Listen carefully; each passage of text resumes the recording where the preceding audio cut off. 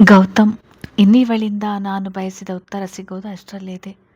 ಎಲ್ಲ ಇವಳ ಮೂಗಿನ ನೇರಕ್ಕೆ ಸುಲಭವಾಗಿ ಯೋಚನೆ ಮಾಡಿಬಿಡುತ್ತಾಳೆ ಎಂದುಕೊಂಡವನು ಇನ್ನೂ ಬಿಡಿಸಿ ಅವಳಿಗೆ ನೇರವಾಗಿ ಇಂಥ ಭರವಸೆ ನೀನು ನನಗೆ ಕೊಡು ಎಂದು ಹೇಳಲಾರದೆ ಮುಖ ಬಿಗಿದು ನಿಂತಿದ್ದ. ಚಂದನ ಇನ್ನೊಂದು ಹೆಜ್ಜೆ ಬಳಿಗೆ ಬಂದವಳು.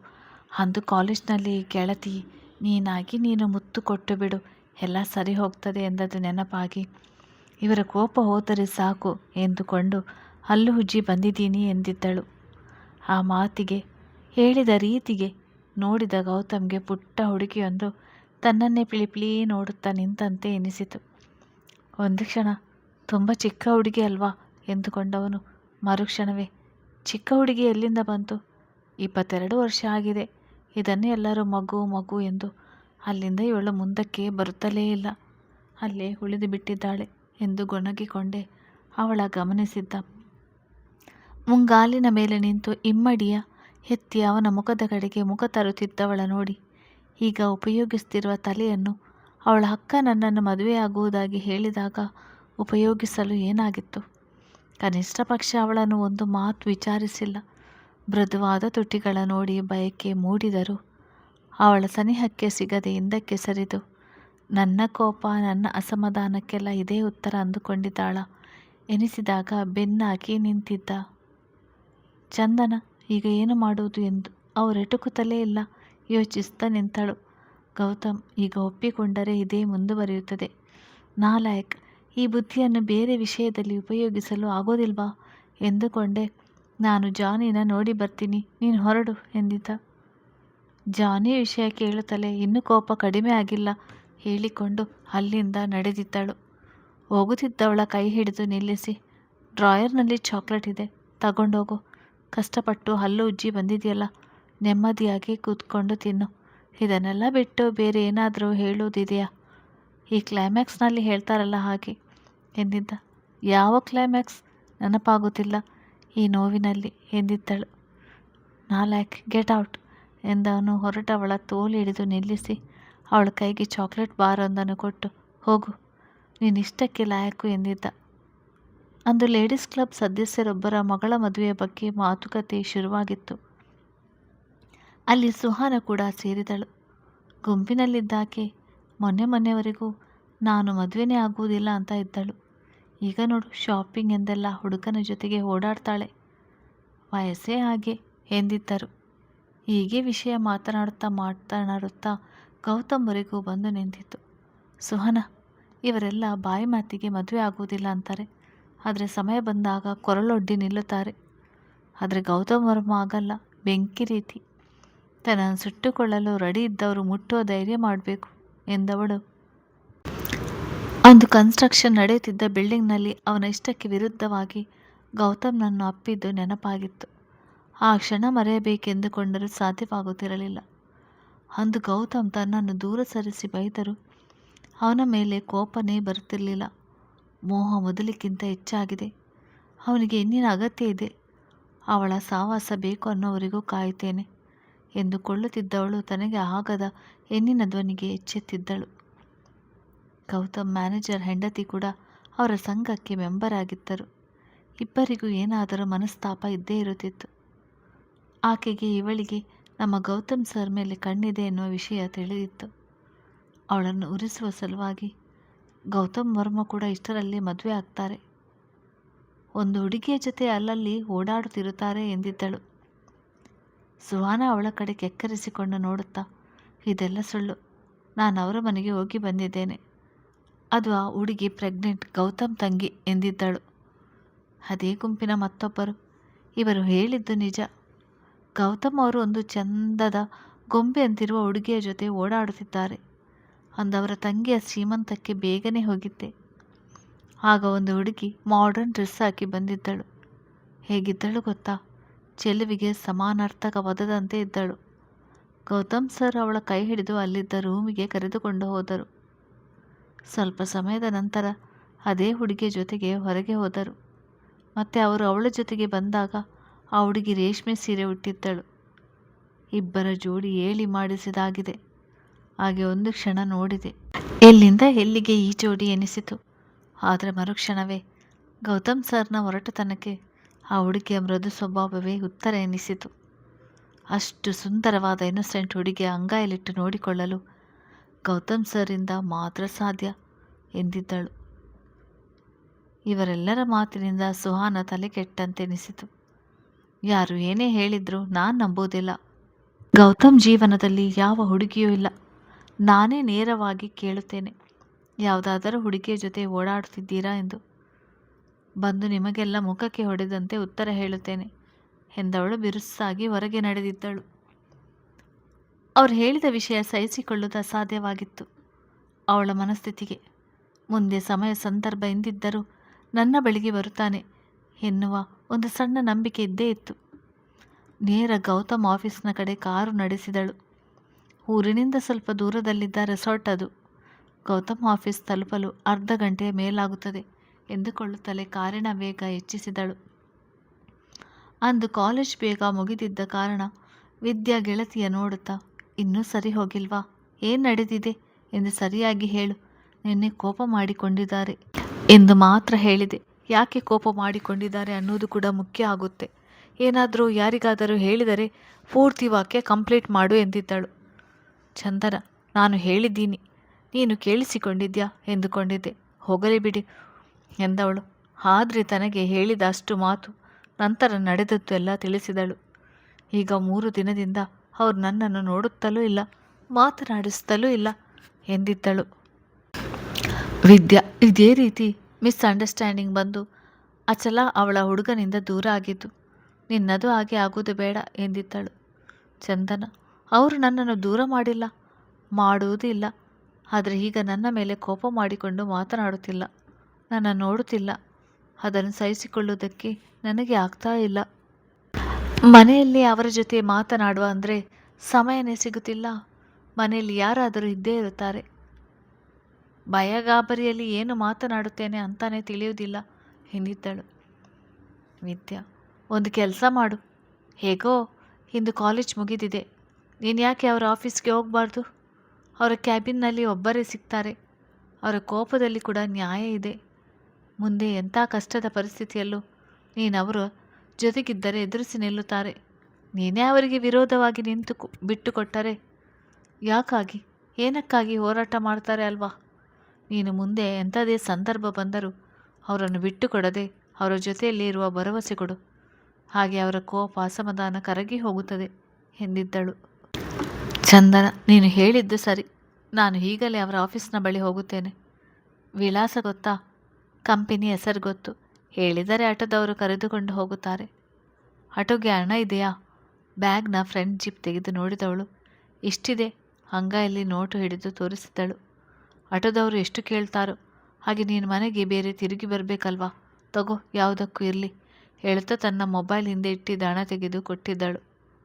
ಹೋಗಿ ಬರುವುದಾಗಿ ಹೇಳಿ ಆಟೋ ಸ್ಟ್ಯಾಂಡ್ ಕಡೆಗೆ ನಡೆದ ಗೆಳತಿಯನ್ನು ನೋಡಿ ಅವಳ ಬಗ್ಗೆ ಗೊತ್ತಿದ್ದ ಕಾರಣ ಮನಸ್ಸು ತಡೆಯದೆ ವಿದ್ಯಾ ಜೊತೆಗೆ ನಡೆದವಳು, ನಾನು ಬರುತ್ತೇನೆ, ನಿನ್ನ ಬಿಟ್ಟು ಹೋಗ್ತೇನೆ ಎಂದಿದ್ದಳು.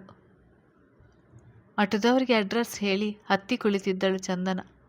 ಅವಳ ಕೈ ಹಿಡಿದಾಗ ಅವಳ ಕಣ್ಣು ತುಂಬಿತು. ಯಾಕೆ ಅಳ್ತಾ ಇದ್ಯಾ ಕೇಳಿದಳು.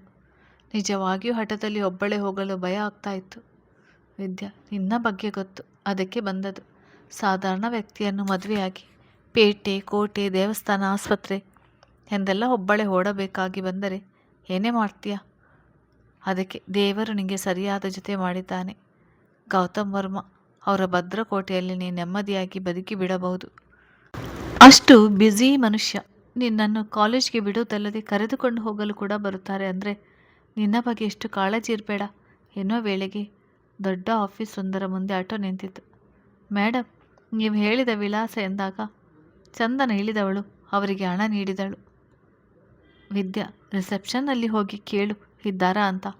ಅವರಿದ್ದಾರೆ ಅಂದರೆ ನಾನು ಇದೇ ಆಟೋದಲ್ಲಿ ಹೋಗ್ತೀನಿ, ಇಲ್ಲ ಅಂದರೆ ನಿನ್ನ ಮನೆಗೆ ಬಿಟ್ಟು ಹೋಗ್ತೀನಿ. ಗೌತಮ್ ಸರ್ ಇದ್ದರೆ ಮೆಸೇಜ್ ಮಾಡು ಎಂದವಳು. ಅಣ್ಣ, ಒಂದು 5 ನಿಮಿಷ ವೇಟ್ ಮಾಡಿ ಎಂದಿದ್ದಳು ಆಟೋದವರಿಗೆ. ಚಂದನ ಒಳಗೆ ಹೋಗಿ ಸ್ವಲ್ಪ ಸಮಯಕ್ಕೆ ಇದ್ದಾರೆ, ಮಾತಾಡ್ತೀನಿ ಎಂದು ಮೆಸೇಜ್ ಕಳಿಸಿದಳು. ವಿದ್ಯಾ, ಎಲ್ಲ ಸರಿ ಹೋದರೆ ಸಾಕು. ಇವಳ ಬಗ್ಗೆ ಗೊತ್ತಿದ್ದು ಇವಳಿಗೆ ಬುದ್ಧಿ ಕಲಿಸಲು ನೋಡ್ತಾರೆ. ಅದರ ಬದಲು ಜೊತೆಯಲ್ಲಿ ಇದ್ದು ಕಾಯ್ದುಕೊಂಡರೆ ಆಗೋಲ್ವಾ? ಗೆಳತಿಯ ನೋವಿನ ಮುಖ ನೆನಪಾದಾಗ ಹೇಳಿಕೊಂಡು ಆಟೋದವರಿಗೆ ಹೊರಡಲು ಹೇಳಿದಳು. ರಿಸೆಪ್ಷನಿಸ್ಟ್ ಕರೆ ಮಾಡಿ, ಸರ್, ಚಂದನ ಅನ್ನುವರು ನಿಮ್ಮನ್ನು ಭೇಟಿಯಾಗಲು ಬಂದಿದ್ದಾರೆ. ಕಾಲೇಜ್ ಸ್ಟೂಡೆಂಟ್ ಅನಿಸುತ್ತೆ ಹೇಳಿದಾಗ ಗೌತಮ್ಗೆ ಅಚ್ಚರಿಯಾಗಿತ್ತು. ಎಂದೂ ಬಂದವಳಲ್ಲ, ಅಲ್ಲದೆ ಒಬ್ಬಳೇ ಹೇಗೆ ಬಂದಳು ಎಂದುಕೊಂಡು, ಬರ್ತಾ ಇದ್ದೀನಿ, ಇನ್ನೊಮ್ಮೆ ಅವಳು ಬಂದಾಗ ನನ್ನ ಪರ್ಮಿಷನ್ ಕೇಳುವುದು ಬೇಡ ಹೇಳಿ ತಾನೇ ಹೊರಗೆ ಬಂದವನು. ಇಲ್ಲಿ ಬಂದದ್ದು ತಪ್ಪ ಸರಿಯಾ, ಇದಕ್ಕೂ ಇವರು ಕೋಪ ಮಾಡಿಕೊಂಡರೆ ಯೋಚಿಸ್ತಾ ಹೆದರಿ ನಿಂತವಳು ಗೌತಮ್ ಕೈ ಹಿಡಿದಾಗಲೇ ಎಚ್ಚರಗೊಂಡಿತು. ಗೌತಮ್ ಅವಳ ಕೈ ಹಿಡಿದೇ ತನ್ನ ಕ್ಯಾಬಿನ್ಗೆ ನಡೆದಿದ್ದ. ಮೊದಲ ಬಾರಿಗೆ ಚಂದನ ಅವನ ಆಫೀಸ್ಗೆ ಬಂದಿದ್ದು ಅವನಿಗೂ ಒಂದು ರೀತಿ ಎನಿಸಿತು. ತನ್ನ ಕ್ಯಾಬಿನ್ಗೆ ಬರುತ್ತಲೇ ಅವಳ ಕೈ ಬಿಟ್ಟವನು, ಇಲ್ಲಿ ಯಾಕೆ ಬಂದೆ ಎಂದಿದ್ದ. ಬೇಡ ಎನಿಸಿದರು ಮುಖದಲ್ಲಿ ಧ್ವನಿಯಲ್ಲಿ ಕಠಿಣತೆ ಅದಾಗಿಯೇ ಬೆರೆತಿತ್ತು, ಹುಟ್ಟುಗುಣ ಎನ್ನುವಂತೆ. ಚಂದನ, ಯಾಕೆ ಹೀಗೆ ದೂರ ಮಾಡ್ತಾ ಇದ್ದೀರಾ ಕೇಳಿದಳು. ಯಾರು ಯಾರನ್ನು ದೂರ ಮಾಡಿದ್ದು? ನೀನೇ ತಾನೇ ಮೊದಲು ಹೇಳಿದ್ದು ನಾನು ನಿಂಗೆ ಮುತ್ತು ಕೊಡಬಾರ್ದು, ಹೀಗೆ ತಬ್ಬಿಕೊಳ್ಬಾರ್ದು, ಅಪರಾಧ, ನಾನು ನಿಮ್ಮ ಅಕ್ಕನಿಗೆ ಸೇರಿದವನೆಂದು. ಅದು ಗೊತ್ತಾಗದೆ ಮಾತನಾಡಿತು. ಅಕ್ಕ ಹೇಳಿದಾಗ ಆದ ನೋವಿಗಿಂತ ಹೆಚ್ಚಿಗೆ ನೋವು ಈಗ ಆಗುತ್ತಿದೆ. ನನಗೆ ಹೀಗೆಲ್ಲ ಆಗುತ್ತೆ ಎಂದು ನನಗೆ ಗೊತ್ತೇ ಇರಲಿಲ್ಲ. ಅಪ್ಪ, ಅಮ್ಮ, ಅಣ್ಣ, ಇಷ್ಟೇ ನನ್ನ ಪ್ರಪಂಚ. ಈಗ ಅಲ್ಲಿ ನೀವಿದ್ದೀರಾ. ನಿಮ್ಮ ತಿರಸ್ಕಾರ ಸಹಿಸಲು ನನಗೆ ಬರುತ್ತಿಲ್ಲ. ಇದೆಲ್ಲ ಹೊಸದು ಎನಿಸುತ್ತದೆ. ಎಲ್ಲಿಗಾದರೂ ದೂರ ಒಬ್ಬಳೇ ಹೋಗಿಬಿಡಬೇಕು ಅನಿಸುತ್ತದೆ. ಆಗ ನನ್ನಿಂದ ನಿಮಗೆ ಯಾವ ತೊಂದರೆಯೂ ಇಲ್ಲ. ಹೇಳುತ್ತಲೇ ಇನ್ನು ನಿಲ್ಲುವ ಶಕ್ತಿ ಇಲ್ಲ ಎನಿಸಿ ಅವನ ಕಾಳಬಲಿ ಕುಸಿಯುತ್ತಿದ್ದಂತೆ ಅವಳನ್ನು ಹಾಗೆ ತೋಳಿನಲ್ಲಿ ಆಧರಿಸಿ 3 ದಿನದಿಂದ ಅವಳನ್ನು ದೂರ ಉಳಿಸಿ ನೋವು ಕೊಟ್ಟ ರೀತಿಗೆ ಅವಳಿಗಿಂತ ಹೇಳಿಕೊಳ್ಳದೆ ಹೆಚ್ಚಾಗಿ ನೋವು ಅನುಭವಿಸುತ್ತಿದ್ದವನು ತನ್ನೆದೆಗೆ ಇನ್ನೆಂದೂ ಬಿಡದಂತೆ ಹೊತ್ತಿಕೊಂಡಿದ್ದ. ಸ್ವಲ್ಪ ಸಮಯ ಇಬ್ಬರಿಗೂ ಮಾತುಗಳು ಬೇಕಿರಲಿಲ್ಲ. ಸಾಮೀಪ್ಯದ ಅನುಭೂತಿ ಆಸ್ವಾದಿಸುತ್ತಾ ಉಳಿದು ಬಿಟ್ಟರು. ಬೇಯುತ್ತಿದ್ದ ಮನ ಶಾಂತವಾಗಿತ್ತು. ಅವಳು ಈಗಷ್ಟೇ ಹೇಳಿದ ಮಾತುಗಳನ್ನು ಅವಲೋಕಿಸಿದ ಗೌತಮ್ ತಾನು ಹಾಗೆ ನಡೆದುಕೊಂಡಿದ್ದು ತಪ್ಪು ಎನಿಸಿತು. ಅಪ್ಪ ಅಮ್ಮನ ಆಸರೆ, ಅಣ್ಣನ ಮುಚ್ಚಾಟೆಯಲ್ಲಿ ಹೊರಗಿನ ಲೋಕದ ಬಗ್ಗೆ ಯೋಚಿಸದೆ ನೆಮ್ಮದಿಯಾಗಿ ಬೆಳೆದವಳಿಗೆ ನೋವು ಹೊಂದರೆ ಏನು ಎಂದೇ ತಿಳಿದಿಲ್ಲ. ಅಂಥವಳು ಈ 1 ವಾರ ಹೇಗೆ ಕಳೆದಿದ್ದಾಳೆ. ನಾನು ಕೂಡ ಕೋಪದಿಂದ ದೂರ ಉಳಿಸಿ ಬಿಟ್ಟೆ. ಅವಳಿಗೆ ಎಲ್ಲ ನಾನೇ ತಾನೇ ಕಾಯಬೇಕಾದ ನಾನೇ ಹೀಗೆ ನಡೆದುಕೊಂಡು ಕಾಡಿಸಿದ್ದು ತಪ್ಪು. ಇನ್ನು ಮುಂದೆ ಅವಳ ಬದುಕಿನ ಬಗ್ಗೆ ಯೋಚಿಸುವುದೇ ಬೇಡ. ಎಲ್ಲ ನಾನೇ ನೋಡಿಕೊಳ್ಳುತ್ತೇನೆ ಎಂದು ಈಗಾಗದಂತೆ ಎಂದುಕೊಂಡು ಸಮಾಧಾನಕ್ಕೆ ಬಂದವನು ಸಣ್ಣ ಬಿಕ್ಕಳಿಕೆ ಕೇಳಿದಾಗ, ಈಗ ಎಲ್ಲ ಸರಿ ಹೋಯ್ತಲ್ಲ, ಸುಮ್ಮನಿರು, ಹೇಗೆ ಬಂದೆ ಇಲ್ಲಿಗೆ? ಸಂಜೆ ನಾನೇ ಮನೆಗೆ ಬರ್ತಾ ಇದ್ನಲ್ಲ ಎಂದಿದ್ದ. ಚಂದನ, ಹಾಗಾದರೆ ಈಗ ನಿಮಗೆ ನನ್ನ ಮೇಲೆ ಕೋಪ ಇಲ್ವಾ? ಅಲ್ಲಿವರೆಗೂ ಕಾಯುವುದಕ್ಕೆ ಆಗೋಲ್ಲ ಅನಿಸಿತ್ತು ಎಂದಿದ್ದಳು. ಫೋನ್ ಮಾಡಬೇಕು ತಾನೇ, ನಿನ್ನೆ ನೀವು ರಿಸೀವ್ ಮಾಡಲಿಲ್ಲ ಅಲ್ವಾ? ಇನ್ಮೇಲೆ ಹಾಗೆ ಮಾಡೋಲ್ಲ ಬಿಡು. ಒಂದು ಮಾತು ಕೇಳಲ್ಲ, ಒಂದಲ್ಲದಿದ್ದರೆ 100 ಮಾತು ಕೇಳು. ಮನಸ್ಸಲ್ಲಿ ಇಟ್ಟುಕೊಂಡು ಕೊರಗಬೇಡ, ಅನುಮಾನಪಟ್ಟು ನೀನೇ ನಿರ್ಧಾರಕ್ಕೆ ಬರಬೇಡ. ಅದು ನಮ್ಮಮ್ಮ ಹೇಳ್ತಾ ಇದ್ರು, ನಿಮ್ಮಪ್ಪ ನಿಮ್ಮಣ್ಣ ನಿನ್ನ ಹೀಗೆ ಬೆಳೆಸ್ತಿದ್ದರೆ ಈಗಿನ ಕಾಲದ ಹುಡುಗರು ನಿನ್ನನ್ನು ಖಂಡಿತ ಮೆಚ್ಚಿ ಮದುವೆ ಆಗೋದಿಲ್ಲ. ನೀನು ಹೀಗೆ ಇದ್ದರೆ ನಿನ್ನ ಯಾರು ಮದುವೆ ಆಗ್ತಾರೆ? ಈಗಿನ ಹುಡುಗರು ಅವರ ಸರಿಸಮಕ್ಕೆ ಹೆಜ್ಜೆ ಹಾಕುವ ಹುಡುಗಿಯರನ್ನು ಬಯಸುತ್ತಾರೆ ಎಂದು ಆಗಾಗ ಹೇಳ್ತಾ ಇದ್ರು. ನಿಮಗೂ ಹಾಗೆ ಅನಿಸಿ ನನ್ನಿಂದ ದೂರ ಆದ್ರ? ಅವಳ ಯೋಚನೆ ಯಾವ ಕಡೆ ಸಾಗುತ್ತಿದ್ದೆ ಎನ್ನುವುದು ಅರಿವಾಗಿತ್ತು ಅವನಿಗೆ. ಅವನಿಗೂ ಹೆಚ್ಚು ಮಾತನಾಡಲು ಬರದ ಕಾರಣ ಅವಳಿಗೆ ಅರ್ಥ ಆಗುವಂತೆ ಸಮಾಧಾನಿಸುವುದು ಕಷ್ಟವೆನಿಸಿತು. ಹಣೆ ತೀಡಿಕೊಂಡವನು, ನಿರ್ಧಾರ ಮಾಡದೆ ನಿನ್ನ ಜೊತೆ ಅಷ್ಟೆಲ್ಲ ಮುಂದುವರೆದಿದ್ದೇನಾ? ನಾನು ನಿನ್ನನ್ನು ಬಯಸಿದ್ದು ನೀನಿರುವಂತೆ. ನನಗಾಗಿ ನೀನು ಬದಲಾಗೋದು ಬೇಡ. ನೀನು ನಿನಗೆ ಹೇಗೆ ಬೇಕೋ ಹಾಗೆ ಇರು. ಬೇಕಿದ್ದರೆ ಹೇಳಿ, ನೀವಿಷ್ಟಪಡುವಂತೆ ಬದಲಾಗುತ್ತೇನೆ. ಆದರೆ ಈಗ ದೂರ ಮಾಡಿದಂತೆ ಮುಂದೆ ನಿಮ್ಮ ಜೀವನದಿಂದ ನನ್ನನ್ನು ಶಾಶ್ವತವಾಗಿ ದೂರ ಮಾಡಬೇಡಿ ಎಂದವಳ ಕಣ್ಣೀರು ಅವನ ಎದೆಗೂ ತಾಗಿತ್ತು. ನಾಲಾಯಕ್, ನೀನು ಹೀಗೆಲ್ಲ ಮಾತಾಡಿದರೆ ನೋವಾಗುತ್ತೆ. ಹಾಗಿದ್ದು ಆಗಿ ಹೋಯಿತು. ಅದನ್ನು ಮರೆತು ಮನಸ್ಸಿನಿಂದ ತೆಗೆದುಹಾಕು. ಎಂಥ ಪರಿಸ್ಥಿತಿಯೇ ಎದುರಾದರೂ ನಿನ್ನ ಬಿಟ್ಟುಕೊಡುವ ಬಗ್ಗೆ ಯೋಚಿಸುವುದಿಲ್ಲ ಎಂದಿದ್ದ. ಮನದಲ್ಲಿ ಉಳಿದಿದ್ದ ಅನುಮಾನ ಜತೆ ಸೇರಿಸಿಕೊಂಡು, ಈಗ ನಿಜವಾಗ್ಲೂ ನನ್ನ ಮೇಲೆ ಕೋಪ ಇಲ್ವಾ? ನಾವು ಮತ್ತೆ ಮೊದಲಿನ ಥರ ಇರ್ತೇವಾ? ಕಣ್ಣಲ್ಲಿ ಅನುಮಾನ ಇಟ್ಟುಕೊಂಡೇ ಕೇಳಿದ್ದಳು. ನನಗೆ ಹೆಚ್ಚು ಮಾತನಾಡಲು ಬರೋಲ್ಲ. ಹೇಗೆ ಅರ್ಥ ಮಾಡಿಸಲಿ? ಮಾತಾಡಿ ಮಾತಾಡಿ ಸಾಕಾಗಿದೆ. ನಿನ್ನ ಅನುಮಾನ ಈಗಲೇ ಪರಿಹರಿಸುತ್ತೇನೆ ಹೇಳಿ ತುಟಿಗಳ ಕಡೆ ನೋಡಿ ಮೆಲ್ಲಗೆ ಮುತ್ತಿಟ್ಟಿದ್ದ. ಚಂದನ ಕಣ್ಣುಗಳು ಅಂತಾನೆ ಮುಚ್ಚಿದ್ದರೂ ಸಮರ್ಪಣೆಯ ಭಾವದಲ್ಲಿ ನಿಂತಿದ್ದಳು. ಹಾಗೆ ನೋಡುತ್ತಲೇ ಅವಳ ಮೇಲೆ ಮತ್ತಷ್ಟು ಆತ್ಮೀಯತೆ ಮೂಡಿತು. ಇನ್ನೆಂದು ಹೀಗೆ ನಡೆದುಕೊಳ್ಳಲ್ಲ ಹೇಳುತ್ತಾ ಚೂರು ಚೂರೇ ಆವರಿಸಿಕೊಳ್ಳುತ್ತಾ ಮುಂದುವರೆದಿದ್ದ. ವಾರದಿಂದ ಅನುಭವಿಸಿದ್ದ ವಿರಹಕ್ಕೆ ಉತ್ತರ ಪಡೆದುಕೊಳ್ಳುವ ಆವೇಶ ಮನದಲ್ಲಿ.